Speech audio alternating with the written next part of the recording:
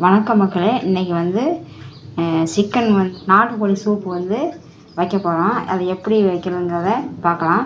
இப்போ நாட்டுக்கோழி சூப் வைக்கிறதுக்காக சீரகம் கொஞ்சம் எடுத்துக்கிறோம், மிளகு கொஞ்சம் எடுத்துக்கிறோம், இது இஞ்சி கொஞ்சம் எடுத்துக்கிறோம், ஒரு மிளகா, அப்புறம் கொஞ்சம் வெள்ளைப்பூடு. இதை நம்ம அரைச்சிக்கலாம். இப்போது இஞ்சியை நல்லா அரைச்சிக்கலாம்.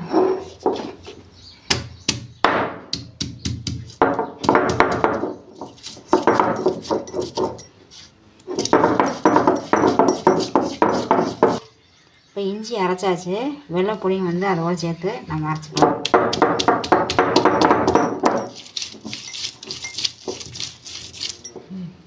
இப்போ நம்ம அரைச்சாச்சு, நம்ம இதை எடுத்துக்கலாம்.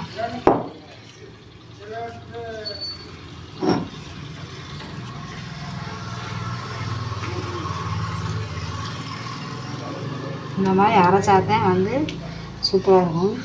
அப்படியே நச்சு போட்டோம்னா அது சரியாக வராது. இந்த மாதிரி நம்ம அரைச்சிட்டோம்னா சூப்பராக இருக்கும். இப்போது இந்த மிளகு சீரகம் இது ரெண்டையும் நம்ம அரைச்சிக்கலாம். இது ஒரு மிளகா, காரத்துக்காக மிளகா வச்சுக்கலாம். இப்போ அது கூட கொஞ்சம் மஞ்சள் போட்டுக்கலாம். இது மஞ்சள் வீட்டில் அரைச்சது, கடையில் வாங்காதீங்க. ஏன்னா அதை கலப்படம் பண்ணுறாங்கன்னு சொல்கிறாங்க. அதனால் மேக்ஸிமம் நம்ம வீட்டில் அரைக்கிறது நல்லது. இப்போ நம்ம அரைச்சிக்கலாம். இப்போது நம்ம அரைச்சாச்சு, இப்போ நம்ம எடுத்துக்கலாம்.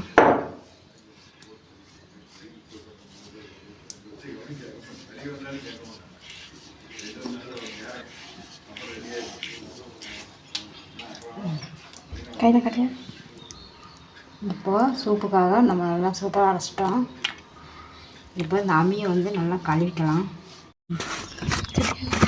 இப்போது சட்டி நல்லா காஞ்சிருச்சு, எண்ணெய் ஊற்றிக்கலாம் தாளிக்கிறதுக்கு.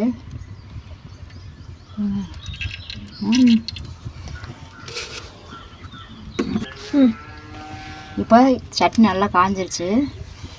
கறி மசாலா பட்டை இருக்குது, நம்ம கசகசா கறி மசாலா பட்டை ஒரு இலை இதில் போட்டுடலாம்.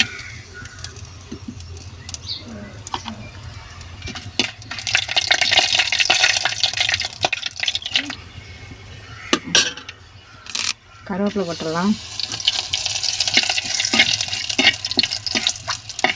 இருக்குது வெங்காயம் போட்டலாம், சின்ன வெங்காயம் போட்டுடலாம்.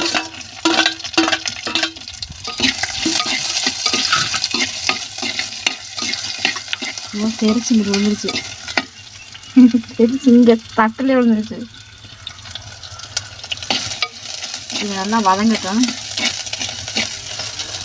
இப்போ நம்ம அரைச்சி வச்சதை இஞ்சி பூண்டு போடலாம்.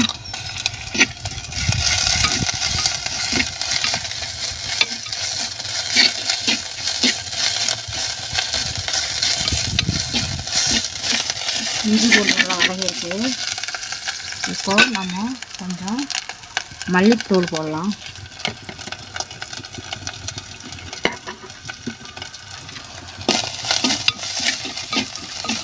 இப்போ நம்ம அரைச்சி வச்ச சீரகம் அதை போட்டுடலாம்.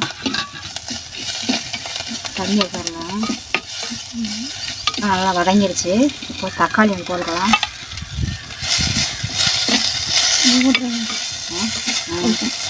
தக்காளி வதங்குறதுக்காக லைட்டாக உப்பு போட்டுடலாம்.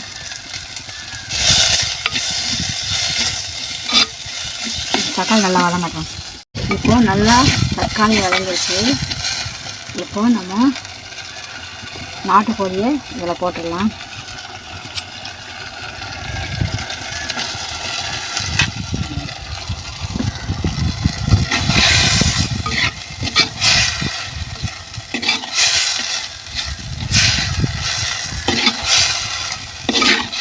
இந்த மாதிரி கிரேவியாக இருந்தால் தான் சூப்பு நல்லா இருக்கும். அதனால் நல்லா அரைச்சி போட்டோம்னா பேஸ்ட்டாக போட்டோம்னா ரசம் சூப்பராக இருக்கும்.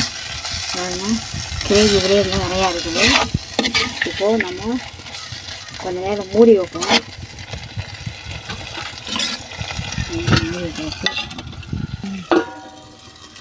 இப்போது கிரேவியில் கொஞ்சம் நேரம் வெந்துருச்சு. கொஞ்சம் வெந்துருச்சு. இப்போ நம்ம தண்ணி ரசத்துக்காக சூப்புக்காக நம்ம வந்து தண்ணி ஊற்றிக்கலாம். இது நல்லா வேகட்டும்.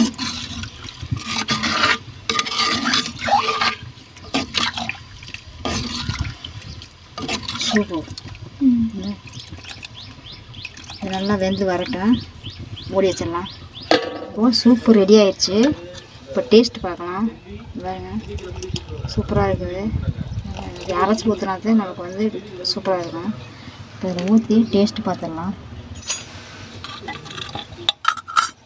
லாஸ்ட்டாக கொஞ்சம் மல்லி கொஞ்சம் தூவிட்டு நம்ம எடுத்துடலாம்.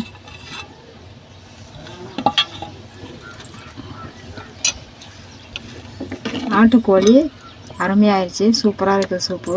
பாருங்க, இந்த மாதிரி நீங்கள் ட்ரை பண்ணி பாருங்கள். நீங்கள் அரைச்சி வச்சு பாருங்கள், நல்லா சூப்பராக இருக்கும், டேஸ்ட்டாக இருக்கும்.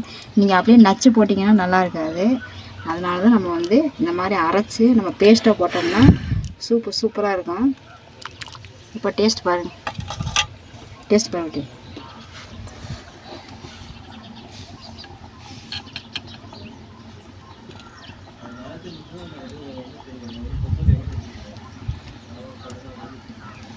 ஃப்ளேவர்லலாம் இறங்கி சூப்பராக இருக்குது இந்த சூப்பு. நாட்டுக்கோழி சூப் நெஞ்சு சளிக்கு சூப்பராக இருக்குங்க. நீங்கள் வந்து சளி பிடிச்சிக்கிறவங்களுக்கு வந்து நமக்கு இந்த மாதிரி சூப் வச்சு ஒரு 2 நேரம் 3 நேரம் நீங்கள் சாப்பிட்டீங்கன்னா நெஞ்சு சளி நல்லாயிருக்கும். நீங்கள் வேணால் ட்ரை பண்ணி பாருங்கள். ட்ரை பண்ணி பார்த்துட்டு எனக்கு கமெண்ட்டில் சொல்லுங்கள். இந்த வீடியோ பிடிச்சிருந்தா லைக் பண்ணுங்கள், ஷேர் பண்ணுங்கள், கமெண்ட் பண்ணுங்கள், சப்ஸ்கிரைப் பண்ணுங்கள், பெல் ஐக்கான் டச் பண்ணுங்கள். அப்போ தான் நாம் ஒரு வீடியோ உங்களுக்கு உடனே கொண்டு வந்து செய்யலாம். அடுத்த ஒரு நல்ல வீடியோவில் சந்திக்கலாம். பாய்.